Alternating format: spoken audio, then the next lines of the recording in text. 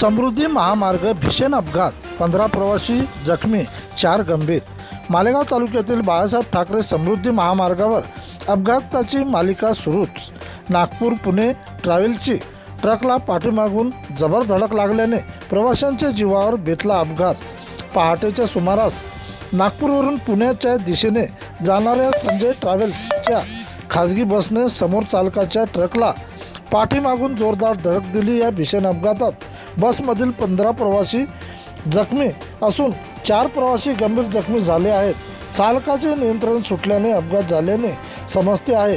हा अपघात कवरदडी ते मालेगावच्या मधात चॅनल क्रमांक 230 वर ट्रॅव्हल्स क्रमांक MP20ZV माहिती पडले आहे।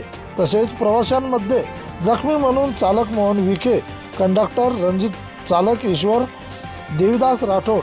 घटनेची माहिती जळुका पोलिसांना मिळताच ठाणेदार गणेश हिवरकर यांनी घटनास्थळ गाठून जखमींना जिल्हा रुग्णालयात नेले। हेड कॉन्स्टेबल किशोर वानखेडे यांनी वाहतूक सुरळीत केली आहे। प्रतिनिधी बाळासाहेब ढाले।